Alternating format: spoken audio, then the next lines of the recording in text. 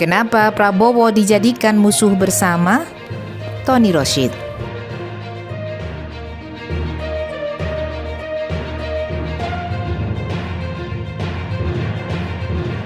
Kata Prabowo, pendapat saya kok sama dengan Pak Ganjar. Apa karena buku yang kita baca sama ya? Tidak kurang dari 3 kali Prabowo mengungkapkan kalimat serupa. Ini pastilah gimmick, trik untuk merangkul Ganjar. Dengan begitu Prabowo ingin memunculkan kesan bahwa Anies adalah musuh bersama, musuh Prabowo dan Ganjar. Trik ini dilakukan Prabowo setelah Anies beberapa kali mengungkap sejumlah data yang sempat menyudutkan Prabowo dalam posisinya sebagai Menhan, terutama data tentang kepemilikan tanah ratusan ribu hektar, alutsista bekas, food estate, dan kebocoran anggaran di Kemenhan.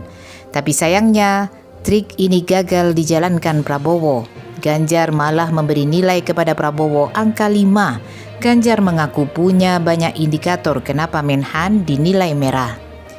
Di sesi pertanyaan, Ganjar dengan data-data justru menguliti Prabowo, detail dan tajam.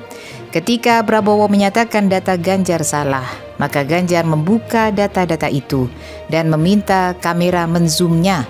Bahkan Ganjar minta Prabowo mendekat atau staf Prabowo melihat data yang dibawa oleh Ganjar. Sadis. Prabowo dalam posisinya sebagai Menhan harusnya menguasai segala hal dan memiliki semua data terkait dengan keamanan dan pertahanan. Tapi dalam debat kedua capres ini, Prabowo sama sekali tidak menunjukkan data. Justru yang membawa data adalah dua lawan debatnya, Anies dan Ganjar. Semua penilaian terhadap keburukan Kemenhan tidak satu pun yang mampu diklarifikasi oleh Prabowo dengan data.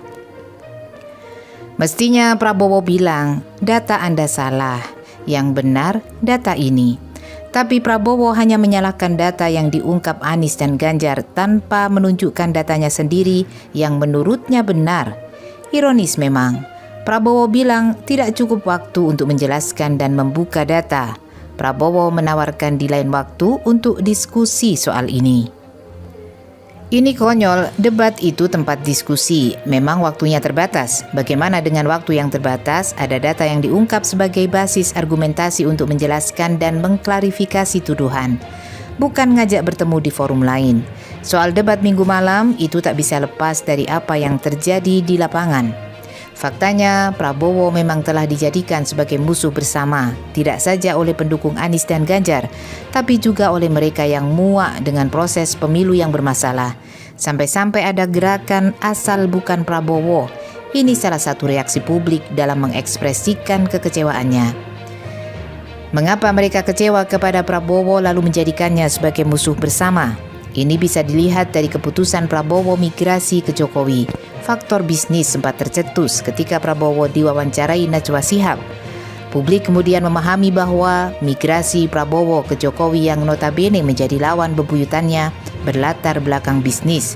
Bisnis akan sulit bahkan hancur jika dalam posisi menjadi rival penguasa. Alasan Prabowo migrasi ke Jokowi demi persatuan ternyata tidak terbukti. Rakyat tetap terbelah dan Prabowo tidak nampak perannya merangkul dan menyatukan kedua belah pihak. Malah Grace Natali bilang, Prabowo menyesal pernah didukung kelompok Islam kanan. Dari sini bisa disimpulkan bahwa Prabowo sengaja meninggalkan para pendukungnya, bukan menyatukan. Ada yang memahami bahwa migrasi Prabowo ke Jokowi berkaitan dengan persiapan Pilpres 2024. Tanpa dukungan penguasa, sulit memenangi Pilpres. Ini nampaknya telah menjadi keyakinan Prabowo. Gibran adalah sosok yang telah lama digadang-gadang Prabowo untuk menjadi cawapresnya. Prabowo hanya percaya diri kalau Gibran jadi cawapresnya, bukan Erick Thohir, Muhaimin Iskandar, atau Airlangga Hartarto. Fokus Prabowo pada Gibran, sebab dengan Gibran menjadi cawapres, maka dukungan kekuasaan Jokowi akan full. Jokowi akan all out dukung Prabowo Gibran, dan disinilah prahara Ketua Mahkamah Konstitusi terjadi. Usia Gibran yang kurang dari 40 tahun bisa maju jadi cawapres. Dengan dukungan kekuasaan, sejumlah instrumen negara bergerak dan diduga ikut beroperasi memenangkan Prabowo Gibran. Tidak sampai di situ, Berbagai gangguan terhadap Anies dan Ganjar pun mulai dirasakan. 7 kali acara desak Anies dicabut izinnya. Sebelumnya sejumlah acara pertemuan Anies dibatalkan izinnya secara mendadak. Abuse of power juga menyasar Ganjar.